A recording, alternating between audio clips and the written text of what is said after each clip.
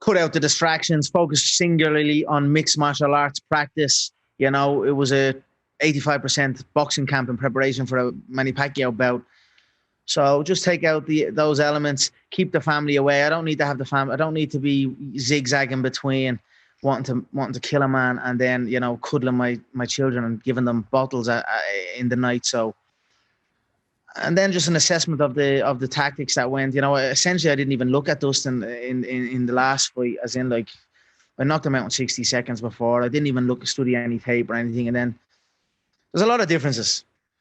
Can I ask, I mean, obviously you've set social media alight this week by tweeting that screenshotted DM request from Dustin's wife. Can we ask what you wanted? You'd have to ask her. I haven't a clue. I haven't a clue. Dustin, you'll have to ask. We don't play that game, you know. Another man's wife. Dustin said the social media attacks reek of insecurity. What do you say to that? I don't give a fuck what he says. I pity that man, and I'm going to pity him more after Saturday night. Do you think you underestimated him in the first fight? In the second fight, sorry? Barely, just kind of you know, was in a different mindset, a different approach. He's getting butchered here Saturday night. What do you make? He claims that you're not talking so much in the lead up to this one because he put you on, quote... Do you want me to tell you I'm going to kill him? He's going out on a stretcher into a box. Do you want me to tell you that? You know what I mean? That's my mindset here. Is the old Conor back? I mean, that's what people have been saying, suggesting this week. It feels like the old Conor McGregor from the first fight is back. Me, with the circumstances, I'm real all the way through. So nothing's changed for you? Yeah, I'm just a bit more venomous, you know. The circumstances have changed. That's what's changed. There's talk apparently Donald Trump will be sitting front row for this fight, mate. Do you know is he a Conor McGregor fan? Yeah. I know he's a UFC fan, and I've heard he's going to be here. Yeah. Do you expect? Star-studded, celebrity packed out and whatnot, and I don't really care. You know, well, obviously it's great, you know, but I'm going in with vicious intent, so I'll relish it after the fact. I was going to say, do you expect there may be one and possibly two Paul brothers ringside also, cage side? I couldn't care about them two dingbats. So you don't see any future where you box either of those two? I don't see so, but, you know, never say never. You know, I mean, if they're going to keep competing and whatnot, who knows? But dingbats, the two of them. You win this fight, what's next for you? I mean, obviously Dana's talking about the title. Is that your end goal, to win that? Of course. Get that belt again.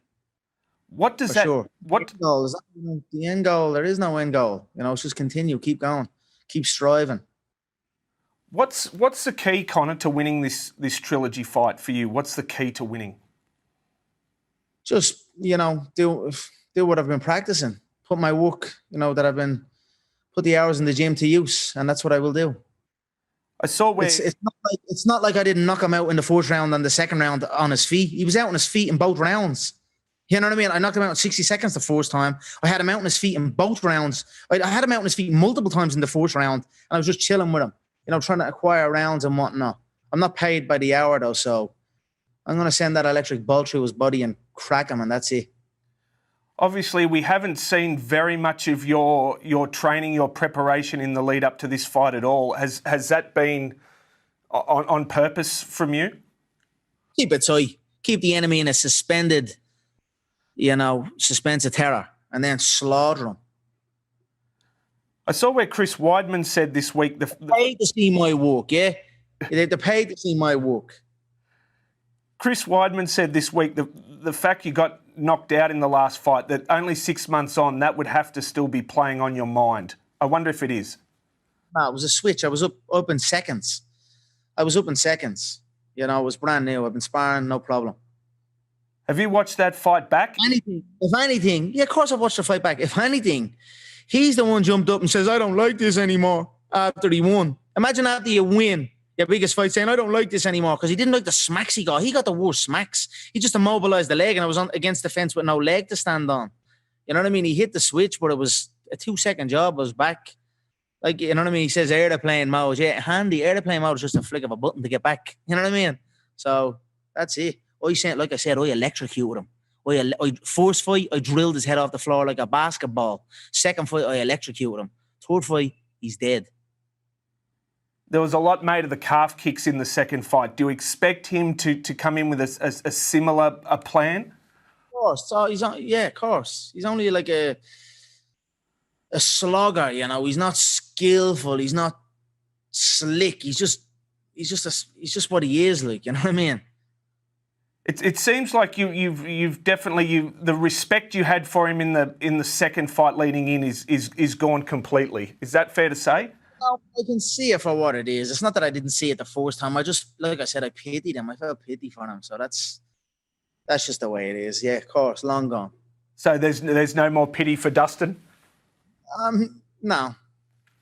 I'm afraid not. You know, I'm afraid not. Can I ask what you made of the whole charity back and forth? I mean, you obviously have given a large sum of money to that area that he's from. Can I? That obviously upset a reputable foundation. You know, originally when the bout was starting, it had nothing really got to do with the UFC. I was kind of gearing up. I wanted a mixed martial arts bout because I'd been out for so long. But I was really preparing for Manny Pacquiao, so I was like, right, how do I get a mixed martial arts bout in? While prepare for Manny also. So I picked Dustin as a southpaw, you know, boxing style. And that's kind of how it went out. It was going to be like a charity event. I began it as a charity event. I was going to give back, you know, the revenue made from it and whatnot. We hit a couple of roadblocks within the UFC. But when the fight got officially announced, I still decided, you know, I still will support the foundation. I didn't have to, you know what I mean? But I had said it in the previous one. And that's it, you know. That's it. You know, just it is what it is. Can I ask how you maintain, you know, when you first came on the scene, you had this wonderful chaos and this. How do you maintain that now that you're the highest earning athlete on the planet? How do you maintain the rage you brought with you when you first came into the sport? I suffered a couple of setbacks. You know what I mean? That's the launch pad for a guy like me. You know what I mean? Listen to doubt. Listen to the critics and people that haven't a clue. You know what I mean? That gets me fired up. So I've suffered a setback in my last fight, and it's motivated me. It's, you know, it's put me right where I need to be. Everything happens in this world for a reason, and this is it. So I'm happy where I'm at. I'm even happy how the donation thing went and everything, because it just put me right where I needed to be. You know, so happy for it. And obviously, this fight is a quick turnaround for you. It's fair to say that seems to be when you're at your best. Oh yeah, that's it. And again, we'll go again. You know, I'm in a great place in body and mind. Been taking my health very, very seriously. You know, I haven't touched the most delicious Irish whiskey on the planet, Proper 12, at all this camp. I haven't actually touched it since we re-upped the deal. Close, you know, it's upwards of $700 million. That deal is worth over the coming years, and I haven't celebrated with a glass yet because I was in camp. So I stayed focused. I'm excited to have a little bit of it afterwards. Enjoy a couple of days. It's my birthday week also. Link back up with the family and then just carry on. Look to reset myself for fresh competition. Given you couldn't have a proper 12, how did you celebrate that day? When you get $700 million in the bank, what did you go and buy that day as a celebration?